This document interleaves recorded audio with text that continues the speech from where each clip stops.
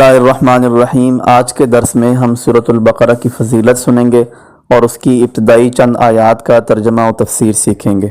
لفظ بقرہ دو نقطوں والی قاف کے ساتھ عربی زبان کا لفظ ہے اور اس کا معنی ہے گائے۔ اس سورت کا نام بقرہ اس لیے رکھا گیا ہے کیونکہ اس سورت میں گائے کا ایک قصہ بیان کیا گیا۔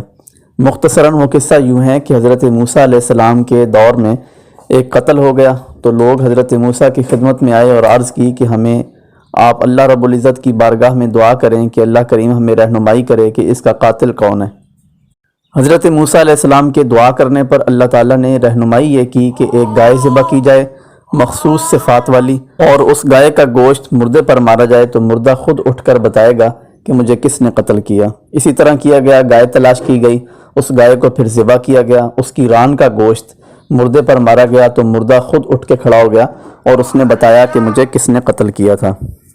چونکہ یہ گائے کا قصہ اللہ رب العزت کی قدرت کی بہت بڑی نشانی ہے، اس لیے اللہ تعالیٰ نے اس صورت میں اس کا ذکر کیا اور صورت کا نام بھی سورۃ البقرہ رکھا گیا۔ خاص طور پر جادو، آسیب اور پریشانیوں اور مصیبتوں کے حل کے لیے سورۃ البقرہ بہت مجرب ہے۔ اللہ کے رسول صلی اللہ تعالیٰ علیہ وسلم فرماتے ہیں، صحیح ابن حبان کی حدیث ہے، سرکار نے فرمایا کہ جس گھر میں سورۃ البقرہ کی تلاوت کی جاتی ہے 3 دن تک شیطان اس گھر میں نہیں آتا۔ جادو اور آسیب چونکہ شیطانی اثرات ہوتے ہیں، اسی لیے ہمارے شارحین حدیث نے لکھا ہے کہ جس گھر میں جادو آسیب ہو اور سایہ وغیرہ کی شکایات ہوں وہاں سورۃ البقرہ کی کثرت کرنی چاہیے، تو اللہ تعالیٰ اس سورت کی برکت سے ان تمام برے اثرات سے انسان کی حفاظت فرمائے گا۔ بطور خاص سورۃ البقرہ کی آخری 2 آیات کی بھی بہت فضیلت ہے۔ سنن ترمذی کی حدیث پاک ہے، رسول اللہ صلی اللہ علیہ وسلم نے فرمایا کہ جو شخص رات کے ابتدائی حصے میں سورۃ البقرہ کی آخری 2 آیات کی تلاوت کرتا ہے تو یہ اس کو ہر کام کے لیے کافی ہو جاتی ہیں۔ ہر کام کے لیے کافی ہونے کا مطلب شارحین نے یہ بیان کیا ہے کہ اسے اور کسی وظیفے کی ضرورت نہیں پڑتی، یا پھر یہ ہے کہ اسے کوئی بھی پریشانی، مصیبت یا حاجت درپیش ہو تو ان 2 آیات کی تلاوت کرے گا تو اللہ تعالیٰ ان 2 آیات کی برکت سے اس کی تمام پریشانیاں، مصیبتیں دور کر کے حاجتیں پوری فرما دے گا۔ شروع کرتے ہیں، بسم اللہ الرحمن الرحیم، الف لام میم۔ سورہ بقرہ کی ابتدائی یہ 3 حروف الف لام میم اور اسی طرح دیگر متعدد صورتوں کے شروع میں اس طرح کے حروف ذکر کیے جاتے ہیں، مثلا قاف، اور کسی کی صورت میں حامیم، کسی صورت کی ابتدا میں کاف، ہا، یا، عین، صاد۔ ان حروف کو حروف مقطعات کہا جاتا ہے۔ لفظ مقطعات قطع سے بنا ہے، قاف، طا اور عین۔ قطع کا مطلب ہوتا ہے جدا ہونا، مقطعات کا مطلب ہے وہ حروف جو جدا جدا پڑھے جائیں، یعنی عام طور پر ہم حروف کو ملا کر پڑھتے ہیں۔ مثلا ایک لفظ ہے محمد، تو ہم اس کو میم ہا میم دال نہیں پڑھتے بلکہ ہم اس کو محمد پڑھتے ہیں ملا کر۔ لیکن یہ جو حروف ہیں صورتوں کی ابتدا میں، ان حروف کو الگ الگ پڑھا جاتا ہے، اس لیے ان کو مقطعات کہتے ہیں، یعنی وہ حروف جو جدا جدا کر کے پڑھے جائیں، الف، لام اور میم۔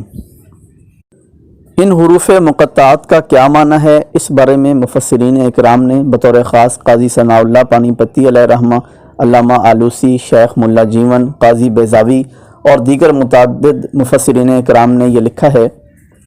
کہ ان حروف کے معنی اللہ اور اس کے رسول صلی اللہ علیہ وسلم کے درمیان راز ہیں اور امت میں سے کسی کو معلوم نہیں ہیں۔ حضرت شیخ ملا جیون علیہ رحمہ نے لکھا کہ متشابہ کا حکم یہ ہے، یعنی ان حروف مقطعات کا حکم یہ ہے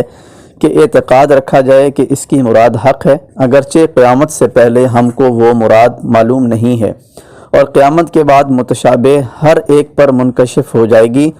اور یہ بھی اعتقاد رکھنا چاہیے کہ ان حروف کی جو مراد ہے وہ امت کے حق میں ہے، امت کے خلاف نہیں ہے، یعنی حشر کے دن جب ہمیں معلوم ہوگا کہ ان حروف کا یہ مطلب تھا تو ہمیں اس بات پر خوشی ہوگی کہ اللہ تعالیٰ نے اگرچہ ہم سے ان حروف کے معنی اور مطالب کو مخفی رکھا، چھپا کر رکھا، لیکن یہ ہمارے فائدے کے لیے تھا، ہمارے نقصان کے لیے نہیں تھا۔ اگلی آیت ہے، ذالک الکتاب لا ریب فیہ ھدی للمتقین۔ لفظ ذالکہ اس میں اشارہ ہے اور یہ بعید کا اس میں اشارہ ہے، یعنی دور کے لیے جو ہم اشارہ استعمال کرتے ہیں یہ وہ ہے، اور اس کا مطلب ہے وہ، یعنی دور کے لیے جب ہم اشارہ کریں گے تو ہم کہیں گے وہ۔ لفظ الکتاب کا مطلب ہے کتاب اور اس سے مراد ہے قرآن کریم، لا کا مطلب ہے نہیں اور ریب کا مطلب شک، فیہ کا مطلب اس میں، ہدن کا مطلب ہے ہدایت، للمتقین میں لام کا مطلب ہے کے لیے اور المتقین کا مطلب ہے پرہیزگاروں، یعنی یہ جمع کا صیغہ ہے، متقی کی جمع ہے متقین، اس لیے ہم ترجمہ کریں گے پرہیزگاروں۔ اب آیت کا ترجمہ ہے، یہ وہ کتاب ہے جس میں شک کی کوئی گنجائش نہیں، ہدایت ہے پرہیزگاروں کے لیے۔ اس میں شک نہیں کہ دو مطلب ہیں، ایک مطلب تو یہ ہے کہ یہ اللہ کا کلام ہے اور اللہ کی طرف سے نازل کیا گیا ہے، اس بات میں کوئی شک نہیں ہے، اور اس میں شک نہیں کا دوسرا مطلب یہ ہے کہ قرآن کریم میں جو مضامین بیان کیے گئے ہیں وہ مضامین اتنے واضح اور روشن دلائل کے ساتھ مزین ہیں کہ اب ان میں کوئی شک کی گنجائش نہیں ہے۔ یہ پرہیزگاروں کے لیے ہدایت ہے۔ سورۃ الفاتحہ میں ہم نے اللہ رب العزت سے دعا مانگی تھی، اہدنا الصراط المستقیم، اللہ ہمیں صراط مستقیم کی ہدایت عطا فرما، تو اللہ کریم نے سورۃ البقرہ کے آغاز میں بتایا کہ یہی جو قرآن آپ آگے پڑھ رہے ہیں یہی تمہارے لیے ہدایت ہے، اور اپنی رہنمائی اور اپنی ہدایت اسی میں سے تلاش کرو، یہ تمہیں راستہ بھی دکھائے گا، راستے پر چلائے گا بھی صحیح، اور یہی قرآن تمہیں راستے پر چلا کر منزل مقصود یعنی جنت الفردوس تک پہنچائے گا۔ لفظ متقی کا مطلب ہوتا ہے بچنے والا، جو شخص کفر اور شرک سے بچ کر کلمہ پڑھ کر ایمان کے دائرے میں داخل ہوتا ہے وہ بھی متقی ہے، یہ تقوی کا پہلا درجہ ہے۔ جو شخص کبیرہ گناہوں سے بچتا ہے یہ بھی متقی ہے، یہ تقوی کا دوسرا درجہ ہے، اور جو شخص چھوٹے چھوٹے گناہوں سے، گناہ صغیرہ سے بھی بچتا ہے یہ بھی بندہ متقی ہے، لیکن یہ تقوی کا تیسرا درجہ ہے۔ اور اس سے بھی آگے بڑھ کے جو شخص ہر قسم کی فضولیات سے بچ کر ہر قسم کے مستحبات کو بجا لاتا ہے یہ بھی متقی ہے، اور یہ تقوی کا انتہائی اچھا اور اعلیٰ درجہ ہے۔ تو قرآن کریم ہر قسم کے پرہیزگاروں کے لیے ہدایت فراہم کرتا ہے، چاہے وہ پہلے درجے کا ہو، دوسرے کا ہو، تیسرے کا ہو یا انتہائی درجے کا ہو، یعنی ایک عام مسلمان سے لے کر انتہائی اعلیٰ درجے کے ولی کامل غوث اور کتب کے لیے رہنمائی بھی اس کلام الہی کے اندر موجود ہے۔ اللہ کریم ہمیں اس کی ہدایت سے فائدہ اٹھانے کی توفیق عطا فرمائے۔ بارک اللہ لی ولکم فی القرآن العظیم ونفعنی وإیاکم بالآیات والذکر۔